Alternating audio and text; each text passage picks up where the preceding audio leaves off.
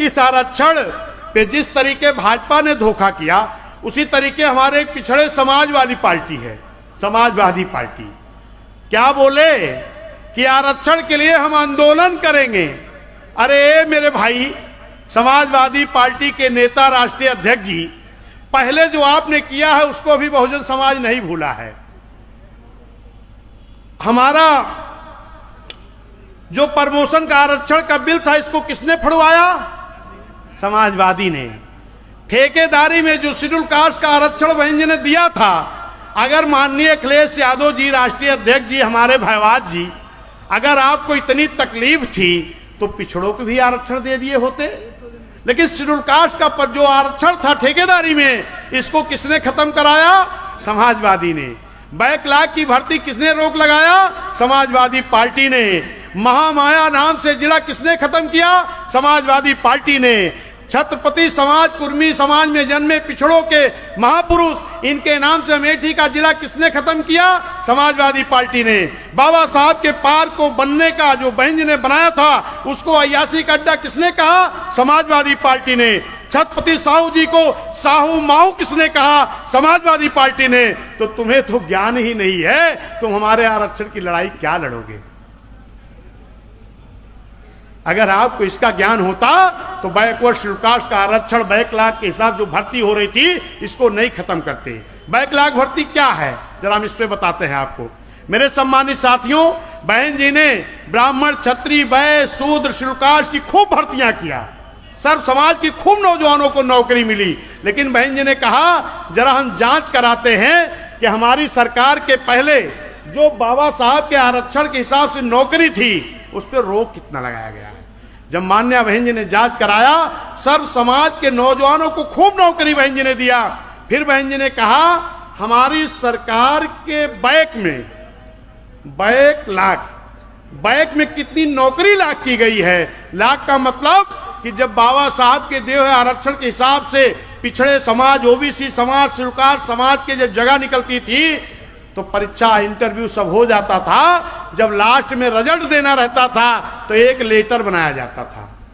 Committee के लोग एक लेटर बनाते थे, चाहे बाबू की नौकरी, चाहे आपकी 4 क्लास की नौकरी, क्या लिखते थे?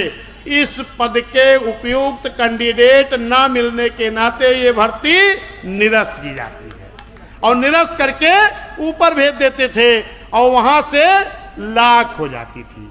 यानी इस पूरे भारत देश में तमाम नौकरियां बाबा साहब के आरक्षण के हिसाब से दी हुई लाख की गई हैं। लेकिन अगर उस बैक में लाख की गई नौकरी अगर कहीं किसी ने देने का काम किया तो इस देश में खाली उत्तर प्रदेश में, जहां बहुजन की हुकूमत बनी, माननीय बहन जी ने देने का काम किया। उसको भी हमारे पिछड़े समाज के भैया ने रोक लगा दिया। पिछड़े समाज के भाई ने रोक लगा दिया। तो कौन सी पिछड़े की लड़ाई लड़ोगे, हमारे समझ में नहीं आता है। ए मेरे भाइयों, गुमराह होने की जरूरत नहीं है। अगर इस देश में आपका भला कहीं से हो सकता है तो एक ही पार्टी है, सिर्फ बहुजन समाज पार्टी। शहरों में तमाम लोग पहले कहा करते थे कि रोटी, कपड़ा, मकान की हम व्यवस्था करेंगे। लेकिन मेरे सम्मानित साथियों, इस देश में आजादी के बाद अगर किसी ने रोटी, कपड़ा, मकान की अगर व्यवस्था किया तो मान्य बहन जी ने करने का काम किया। शहरों में पहले जब हम अपने पिताजी के साथ शहरों में जाते थे तो जो सबसे बड़ी बड़ी कोठी दिखाई पड़ती थी, मैं पूछता था पिताजी ये किसकी कोठी है? तो हमारे पिताजी कहते थे बेटा इस शहर के सबसे बड़े बड़े लोगों की कोठियां हैं। लेकिन मान्य बहन जी जब सरकार बनी तो शहरों में झुग्गी झोपड़ी में रहने वालों के लिए जब शहरी मानवर कांसी राम शहरी आवास योजना बना, कई कई तल्ला की बिल्डिंग बनी, तब अगर बच्चा अपने बाप के साथ जाता है और कई मंजिला की बिल्डिंग देखता है, कहता पापा ये किसके मकान हैं? तो वो कहता है बेटा ये बहुजन समाज पार्टी की देन है, मान्या बहन जी की देन है कि आज ये बड़ी बड़ी बिल्डिंगें इस शहर के छोटे छोटे गरीब लोगों की बिल्डिंगें दिखाई पड़ रही हैं। पहले क्या कहता था? बड़े बड़े लोगों की बिल्डिंगें हैं। लेकिन धन है बहुजन समाज पार्टी, मान्या बहन जी, कि शहरों में बड़ी बड़ी बिल्डिंगें किसकी दिखाई पड़ती हैं? सर्व समाज के गरीबों की दिखाई पड़ती हैं। किसने देने का काम किया? बहन जी ने। पुलिस की भर्ती निष्पक्ष किसने कराई? बहन जी ने। शिक्षक भर्ती किसने कराई? बहन जी ने। अभी पहले शिक्षक भर्ती हुई भाजपा गवर्नमेंट में, आरक्षण पूरा खा लिया गया। फिर आपका इस चुनाव में भी आरक्षण खाने की कोशिश की जा रही है।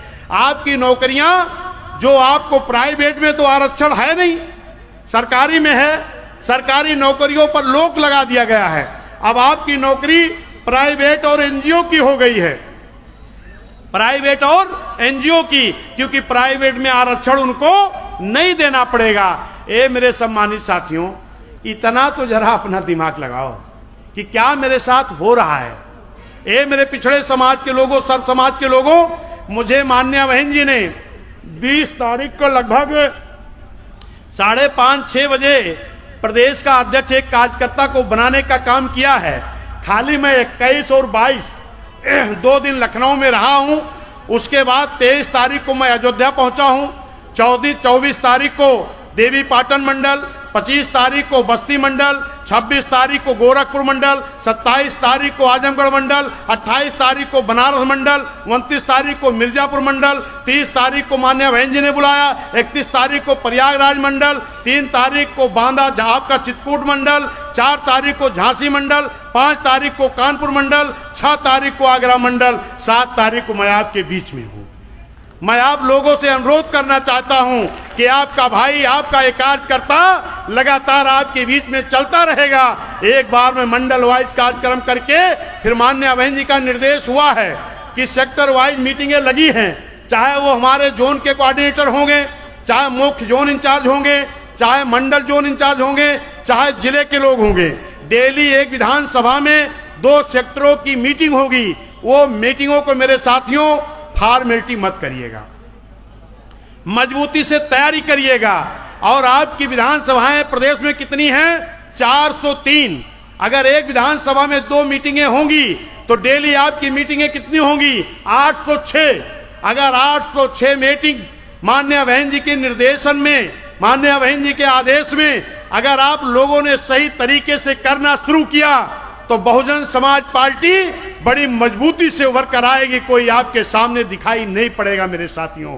और उस मीटिंगों में मैं भी, ये मंडल की मीटिंग खत्म होते ही जो हमारे सम्मानित साथी बहन जी की मीटिंग में गए थे, मैं भी 20 तारीख से पुनः आपके बीच में उन सेक्टरों की मीटिंग में आना शुरू करूंगा।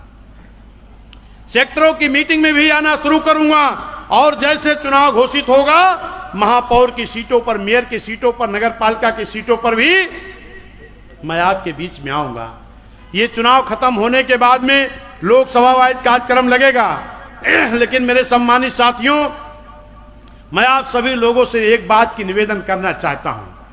तमाम लोग यहां ऐसे भी चेहरे दिखाई पड़ रहे हैं जो रात दिन संघर्ष करते हैं लेकिन पदाधिकारी नहीं है। मैं एक चीज कहना चाहता हूं साथियों, पदाधिकारी तो हमारे गिनती के लोग हो सकते हैं, लेकिन बाबा साहब का मिशन पूरा करने के लिए आप सभी लोग तैयार हो कि नहीं तैयार हो? अगर आप सभी लोग बाबा साहब के मिशन को पूरा करना चाहते हो, माननीय कांशीराम साहब की विचारधारा को आगे बढ़ाना चाहते हो, और बहन जी के संघर्षों में अगर आप सब लोग साथ देना चाहते हो, तो पद की फिक्र मत करो।